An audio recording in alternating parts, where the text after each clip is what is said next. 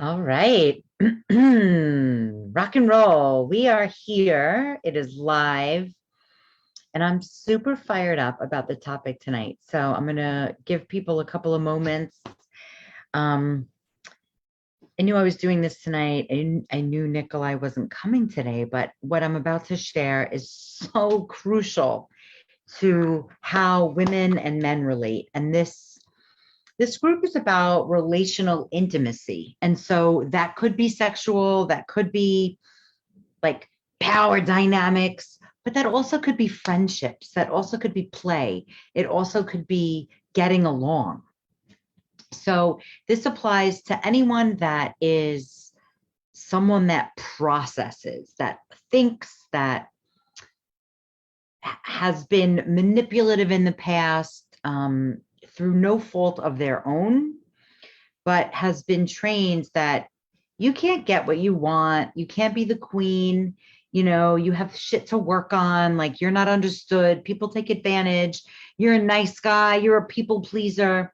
So if any of those are you, or you just feel drawn to this work, really stay. The work, the information I'm about to give you is fucking amazing. And this weekend, I experienced what it's like when it doesn't work and it feels shitty. So let me go back into the Facebook group and see. Yes. Okay, Connie, good. I know that you're going to have amazing shit to share here. So let me go back into the Facebook group and see. So Connie, I love you. Let me just say that. The second piece is we are going to fucking learn about compliments and why it is so crucial to include them in the way you relate to people. So my background, if you don't know already, I'm a special education therapist, a behaviorist, and I was a preschool teacher. And there's many different ways that children play. So let me tell you the ones that are the most important. There's a couple of play skills that happen, and then there's parallel play. So let's start there, because as adults, that's basically where we start. So I'm going to start with Ninja, and I'm going to bring in the Buddha, Ninja and Buddha. And they're playing together. Hello, Carla. Oh, I'm so glad you're here. The smart women are showing up. I tend to work with smart people, and smart meaning we really are like seekers. So say hello. I'm going to give you a great demonstration, and I'm going to show you what does parallel play look like. Now, Connie, I know, knows this. So it's two children playing together side by side. No interaction, but they're also not upset that they're next to each other. Fairly close. Okay, so let's say these two little guys are playing next to each other.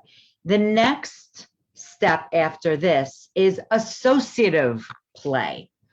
An associative play is like bloop, bloop, and then they play parallel, bloop, bloop, play parallel. They could fight, they could hug, they could play, but they're not super engaged, but they're showing that they're aware that each of the other is there. Okay, so to me, that's like, let's just use a bar example or a party, and people are standing around, right? So there's women, there's men, and I'm using just totally binary because it's easier for my brain to process, but this includes all beings. So let's say there's a party and everyone's just like around doing their own thing. Now, here's the tricky part about adults that is so fucking irritating, but let's talk about it. There could be two people who are associating, but only talking about themselves. So that's where most people, if they're not seeking, if they're not learners, stop development, right? So I would say people with real social anxiety just stay in parallel play, or like don't even come out to play. Associative play is like we sort of talk, we sort of are engaging, but not super connected. Here's the next step. The next step is cooperative play. When two children are playing together, maybe they're taking turns, maybe they're fighting, maybe they're getting along, but they're in it together. They're playing together. it gets messy, all these things happen, but it is not parallel play and it's not associative play. It's cooperative play. They're playing together. They want to understand each other. They like each other. They make plans to play with each other. And that is what is not happening in the world of flirting and the world of relating and the world of getting together.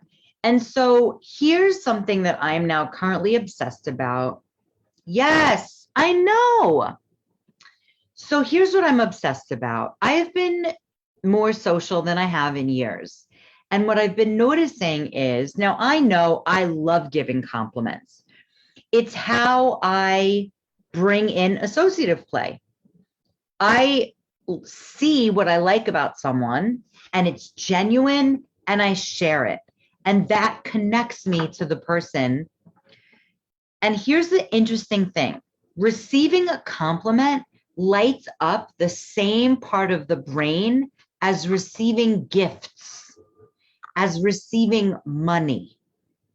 Do you understand how much value you have? And Connie, you just kind of offered this in the Enchantress Society today. So I love that. And so it makes us feel good when we get compliments. And scientists actually found that being paid a compliment lights up the same part of your brain. Okay, we just said that. So these things are so important. And when you don't give the compliment, here's the whack shit, you guys. You could be sitting on the same couch with somebody and be parallel playing or associative playing. Let's say that. Let's give that little bit of credit. And so that is where a lot of marriages are. That is where a lot of dating and relating things are happening. So let me paint a picture for you. Two people go out on a date or they go to meet up and they sit at the table. And even though they're facing each other, and sometimes one isn't facing, they're sharing stories of their lives, but they're not connecting. They're not cooperating. They're just like, here's what's happening in my world. Take my drink, eat my food. Here's what's happening in my world. And then sometimes it gets a little competitive. And then they part their ways. Or worse, they go have intercourse and then they feel like shit and they don't know why. We as adults must get beyond this associative play where we're speaking at each other, sharing our problems, but not connecting. I'm obsessed with this. And I'll tell you what my coping skill is, which I really watched yesterday, and it sucks so bad, is that when I am so generous with compliments and so generous with like my process and my, and I don't feel understood, I start to act like there's something weird about me.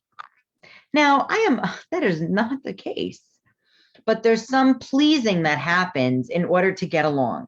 So what I noticed yesterday that I made the change of, first I made the change out loud that I was not going to posture anymore. Then I said, I did not allow the concept, the idea of staying disconnected.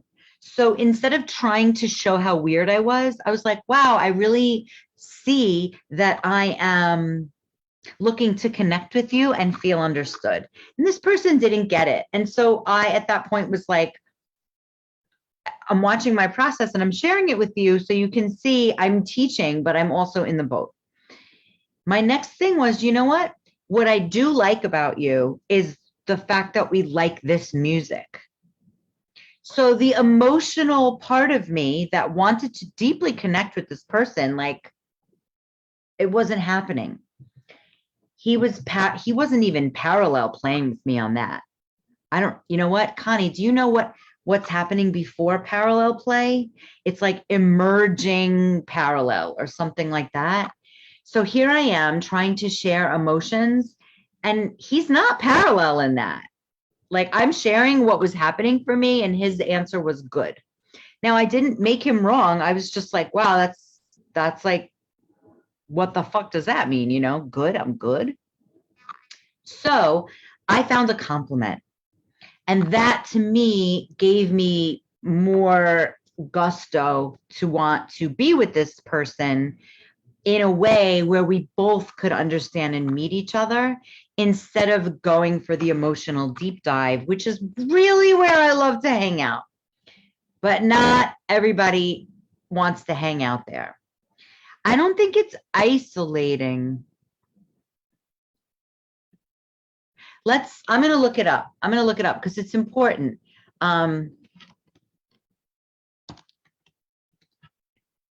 Okay, because there's 6 stages. I didn't want to bring up the first ones. So the first one is unoccupied play. Unoccupied play, if you see a baby and they're just like making jolting movements, you know, just looking around. And then solitary play is when a child plays alone. I guess you could say isolated. And then that's 2. Number 3 is spectator or onlooker. So a child is just watching. The next is parallel, then associative, then cooperative play. So that, I'll take a little picture of that. So where I see adults really stuck is in this associate play. And when an adult is stuck in associate play, they do not realize it. And that's where we get to choose who we want to spend time with. So I do not start to teach someone I'm with in that moment, like, oh, here's how we can relate. Because if they're not interested or they're not aware of their lack of play skills and connection, me teaching it is going to bring more frustration and they are going to feel poked and prodded on and like they're wrong. So the associative play is where, if you think about a bar and someone's like not really committing, they're like at the bar, parallel, and he's talking to the bartender, he's talking to somebody else, it comes and gives you attention and blah, blah, blah. Or she is working the room, she's talking to the bartender, she's talking to her friend, then she talks to you. It might be the moment where it's not the right attention, it's not the right time for attention. And somebody could say, you're really beautiful. I could tell you're really smart. Here's my number. Let's get in touch when we both have time. That's brilliant. But if you're already on the date, or if you're already out, or if you've already connected, and someone is not engaging with you, it is the best thing is to give a compliment. Now, I wrote down some notes about how to give a compliment, because what I've been finding is that people don't know how, and it's a learned skill. So first, I want you to know, and write this down, there's 5 steps. Bring or link your compliment to something you genuinely feel. So really feel it. Don't be like, you're pretty. When you give a compliment, it's like giving a gift. It's like giving money. So really be genuine. You might say like, wow, I really like how your hair sits on your shoulder. Or you might say, I really like the color of your eyes. Or you might say, I really like what you talk about. I really like your voice. I really like the cadence of your voice. I really like your accent. So link it to something you genuinely feel. Then think about, why do you like this? Why do you like the hair? Why do you like? So don't be general. Don't be like, you're pretty, you're beautiful. Be authentic, be specific. I like how your fingers move when you talk. I like your elbows, how they're bent. The weirder, the better. Because when you give a compliment that's weird, somebody feels seen and somebody feels noticed. And when they feel seen and noticed, they're more open to connect to you. You can make somebody's day this way. So number 1, link your compliment to something you genuinely feel.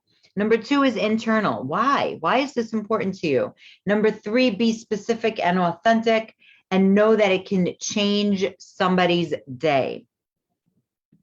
And then number 4 is really deliver this compliment, right? So if you're somebody that has a hard time looking in someone's eyes, deliver it and do it. Force yourself. Wow, I really like the way your nose looks.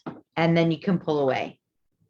And the fifth tip, the fifth step is stay there. Don't give the compliment and then run away. And I want to share with you what my wizard friend, Justine, just shared. This is great. Connie, I'd love to know what you think of this.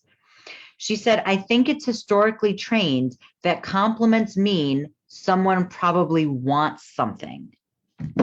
That's amazing. So people withhold and they hold back on their compliments because they're afraid that you want something from them. Okay, yes, Connie, absolutely.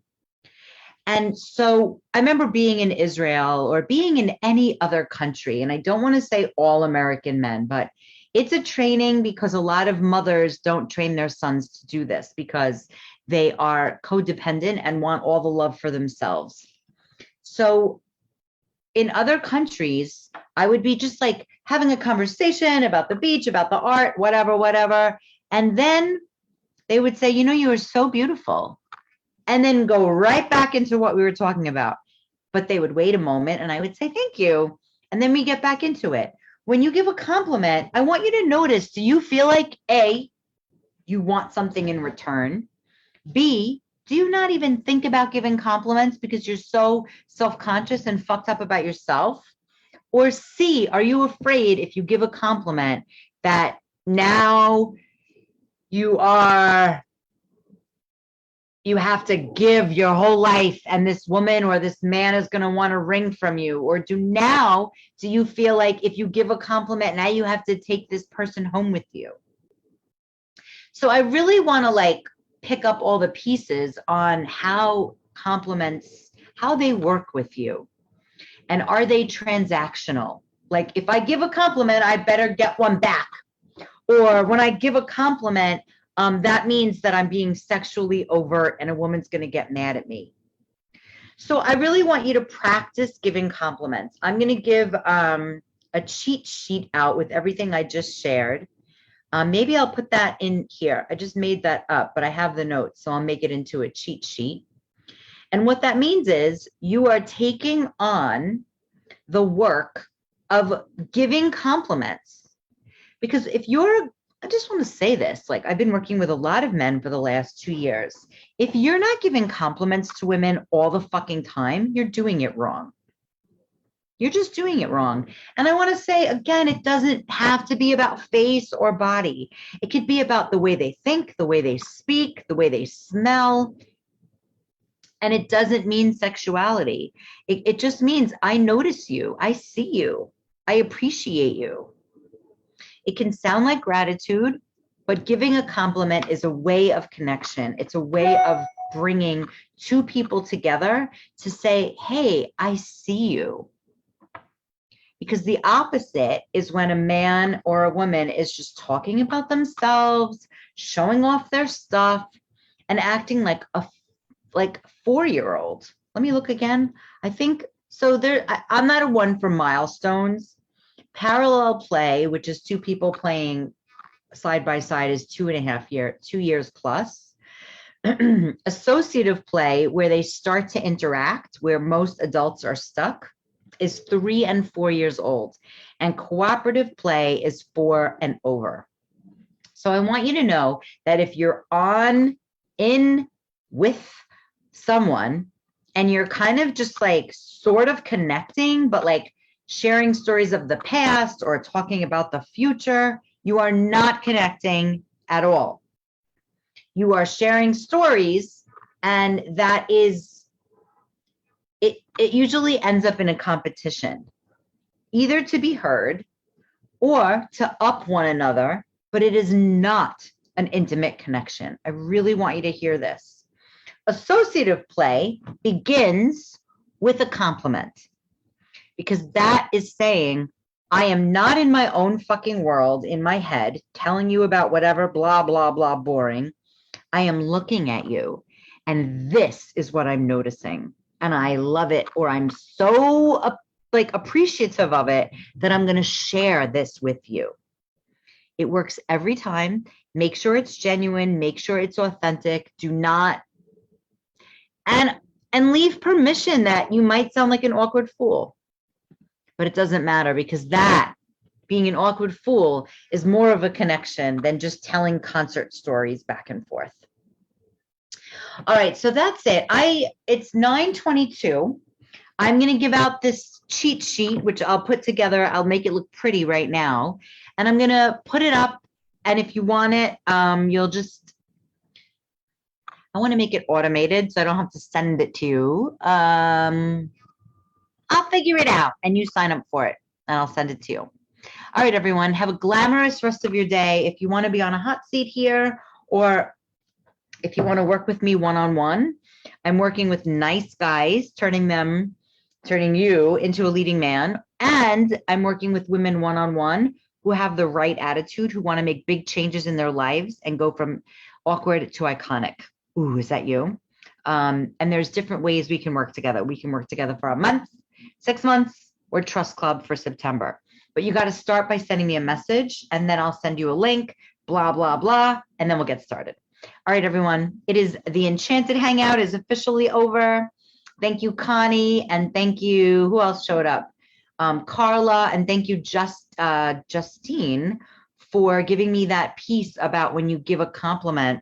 And do you agree with that? Do you see it as a way of now you have to give something? Is that how she said it? No, I want to read her words exactly, because it was really smart, because, I have smart friends. I think it's historically trained that compliments means someone probably wants something. So there's that too. Manipulation stuff.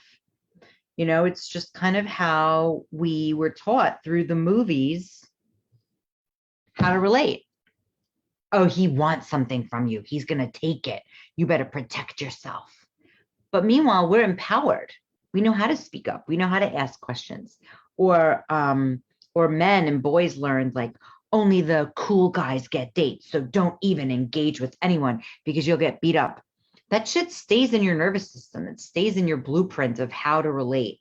So let's go beyond that, break through that. That's what we work with when I work with people, is breaking through old paradigms of stuckness and limitations. And let me tell you what, it's going to be uncomfortable. It's going to be expensive with time and money and energy. It's going to go, you're going to be yanked out of your comfort zone.